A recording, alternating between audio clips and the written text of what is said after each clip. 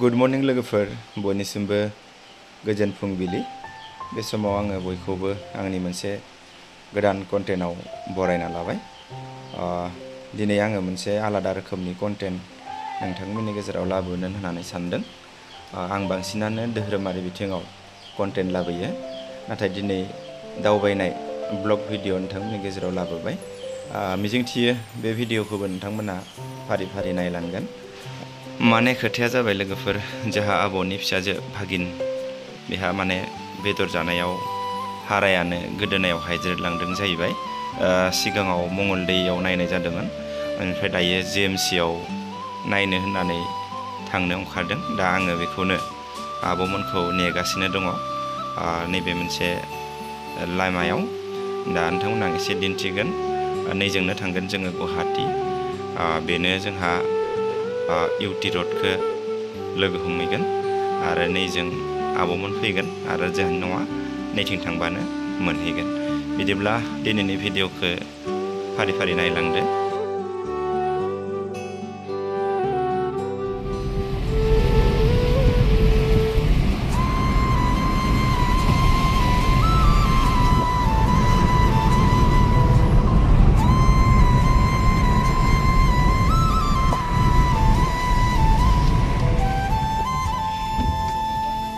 तो दायो लोगोफोर थाव डिपु मोनफैबाय पानेरिनि। ड्राइभारा थाव सोखानो होननायखाय सोनाबो लाखाबाय, गोजानबो जायो नालाय, दा ओंखायनो थावखौ सोबाय, बेनिफ्राय आवगायलांबाय थादेरनोसै।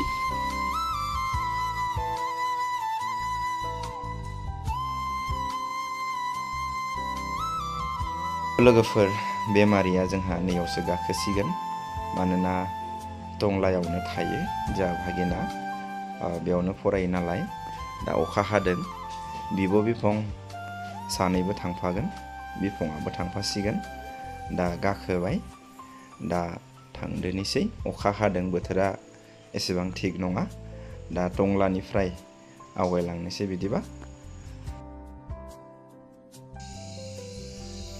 मोनफैलायबाय लोगोफोर, नेशनेल हाइवे 15। दायो बे लामाया नेशनेल हाइवे 27, बेखौ बायहाथा सारियालियाव ज' जाहैगोन। जोंहा मोनफैबाय नै बायहाथा सारियालि। दायो बेवहाय दसे साहा लोंलांनोसै लोगोफोर, मानोना फुंबिलिनि समावनो ओंखारबोनाय नालाय, फुङाव साहा लोंबोनाय जायाखिसै हाखु दाखुनो। दा ओंखायनो दसे सम साहा गलायाव हाबनोसै। साहा लोंनो हाबबाय लोगोफोर गलायाव।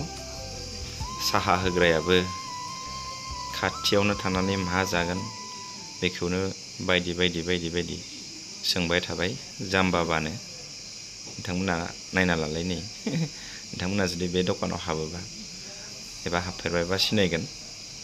दा बिदिबा साहा लोंनाय लोगो लोगोनो ओंखारलांनोसै लोगोफोर थोंजोङैनो गुवाहाटि।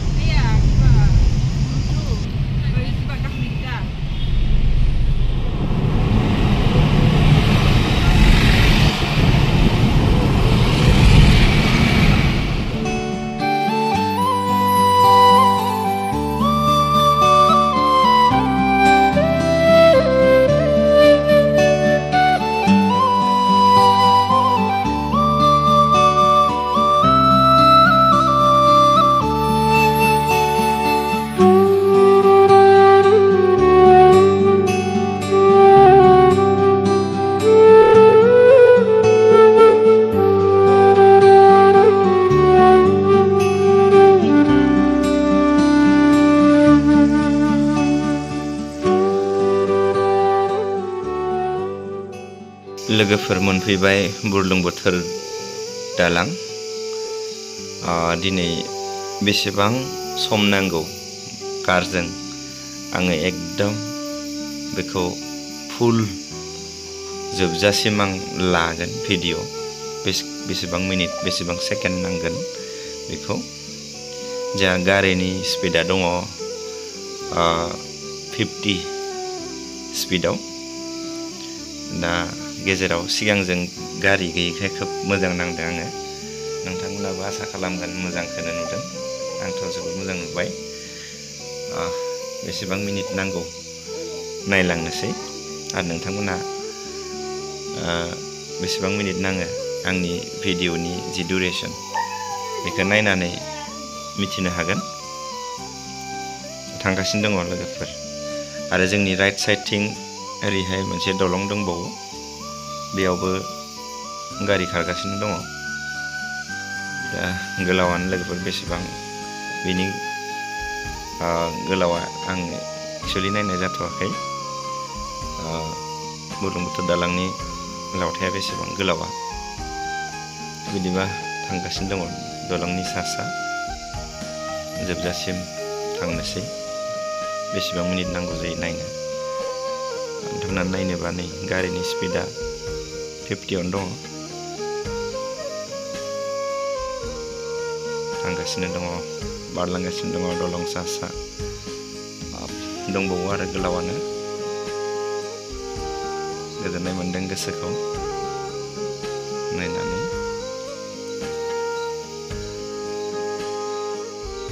नोंथांमोना फैबाय थायो जानो हागौ गुवाहाटि जायफोरा फैबाय थायो मिथिखागोन बेसेबां सम नांगौ। नाथाय जायफोरा फैफेराखै बेसेबां सम नांगोन बेखौ एबा बेसेबां सम नांगौ जायो बेखौ मिथिगोन।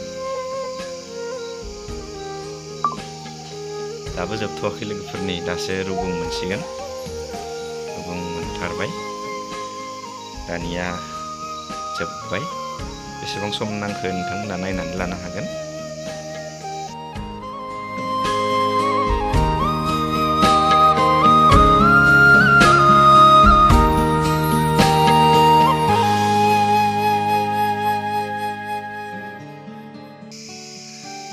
लोगोफोर मोनफैलायबाय नै गोदान दलं बानायगासिनो दङ बुरलुंबुथुरनि सायाव। बे जायोब्ला गंथाम जासिगोन लोगोफोर।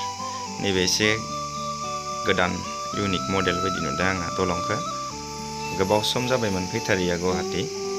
नायनानै एसे मोजां मोनबाय। एसे जुम खालामना होनि नोंथांमोननो जाहाथे गोलाव गोजानखौ नुनो हायो। दलंआ नैबे एकदम साहाथिं नर्थ गुवाहाटि बेवहाय फोनांजाब जाहैगोन बियो नांजाबहैगोन बेथिं जाहाथे थांनो हायो। दा माब्ला जायो नुबाय थासिगोन उनाव दलंआ जायोब्ला। दा जायियावनो एसे मोजां नुदों दलंनि मडेलखौ। जुदि गमामायैनो नैबेबायदि महर थायोबा नोंथांमोना माबोरै नुदों?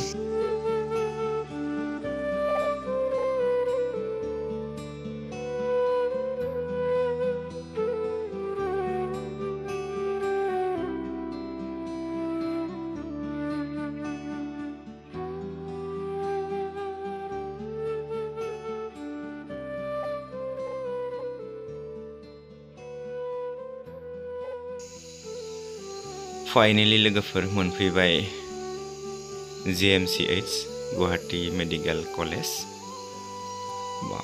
हाबजेननाय लामानिफ्रायनो गोबां एम्बुलेन्स लाखिसोनानै दङ। गोबां पेसेन्ट जायो नालाय बेयावहाय गोजान गोजाननि बेरामिफोर बेयाव नायफैनाय जायो। ओंखायनो गोबां पेसेन्ट जायो बेयावहाय जायगा थोआ।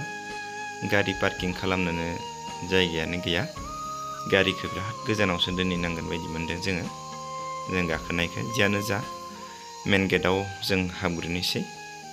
हाबलांनानै जों एकदम मेडिकेलनि लांगोनायाव ओंखारहैग्रोनोसै।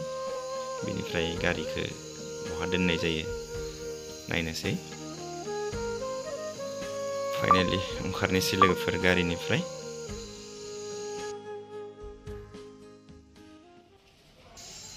हाबबोबाय लोगोफोर सिंसिम।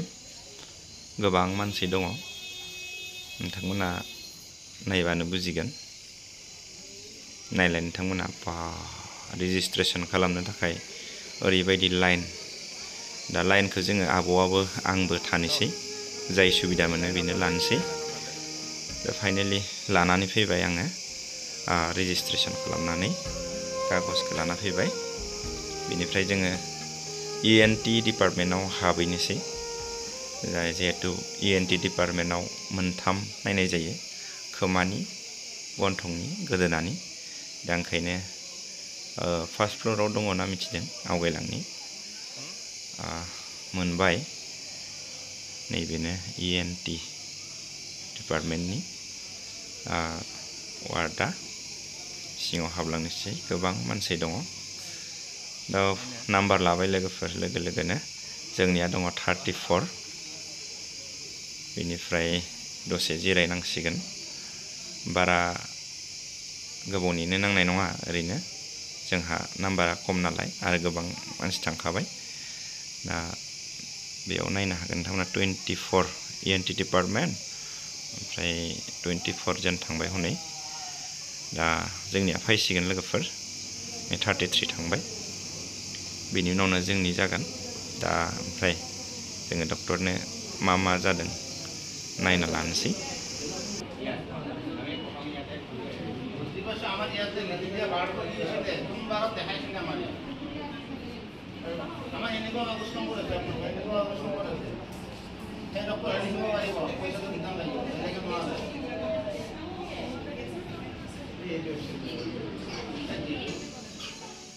डक्टरा बुंलायबाय लोगोफोर एक्सरे खालामनांगोन होननानै बेनिखायनो हाखु दाखु 300 रांनि केस काउन्टाराव बिल पे खालामना फैबाय दायो एक्सरे खालामना लाना फैनोसै एक्सरे खालामखांनायनि उनावनो एसे गिदिर डक्टरनो दिन्थिनाय जासिगोन नै जों नेगासिनो दङ बेयावनो सारनो दिन्थिगोन दा बेयावहाय केमेरा एलाउड जानाय नङा लोगोफोर ओंखायनो बे रिपर्टखौ दिन्थिनानै मा खालामनांगौ खालामना जोङो मेडिकेलनिफ्राय ओंखारलांनाय जासिगोन दा नै बिथांमोनाबो नेगासिनो दङ फाइनालि लोगोफोर मेडिकेलनिफ्राय ओंखारबोबाय डक्टरा बुंबाय जेबो गिनांगौ गैया जेबो इनफेक्सनबो गैथ'वा जाथ'वाखै दा ओंखायनो जोङो ओंखारबोबाय मुलि मोननैसो लाबाय मोनसे खोथा बावदों लोगोफोर आंहा आब'आ राभाजों हाबा जानायखाय सारि गानदों दा बेखौ आं नोंथांमोननो खिन्थानो बावगारदोंमोन दा आं खोन्थाना होबाय दायो न'सिम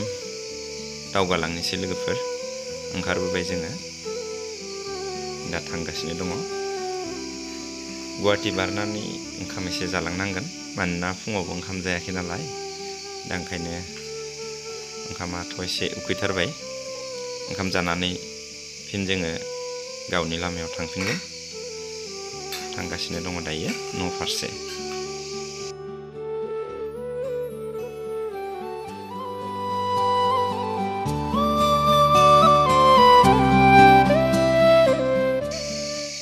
नायलाय लोगोफोर फैयै फैयै मोनालायबाय जोंहा दासो जोङो नै पानेरि जायगाखौ मोननो हादों बे पानेरिनिफ्राय आरो मथा मथि 15 किल'मिटारसो जोंहा गोजान दंबावो बिनिफ्राय न' सहैनो दा जोङो पानेरिनिफ्राय राइट साइडआव उदालगुरि थांनाय लामाजों जों थांगोन बेनिफ्रायनो एसे सिगाङाव जोंहा दलं दङ तुलसि दलं बे दलंनिफ्राय जोङो साहा दावखोगोन दा गिदिंनानै लाबाय जोङो पानेरि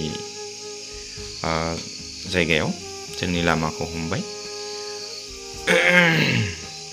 जायफोरा फैबाय जोंनि जायगायाव बिथांमोना मिथिखागोन मोजाङैनो फैबाय थाखानायफोरा दा बिदिबा नै दलंखौ मोनबाय जों कुलसि दलंखौ बेनिफ्राय साहा दावखोगोन जोङो टार्निं लागोन एसे आवगायावनो जोंहा गिदिंनाय लामा दं नालाय साहाथिं थांनाय दा बिथिं जोङो साहा दावखोयोबा जोंनि न'खौ मोनहैसिगोन नैबेथिंनो लामाया नैखिनाव एसे गाज्रि जाबाय जियानो जा गावनिनो लामा होननांसिगोन दा जोङो थांगासिनो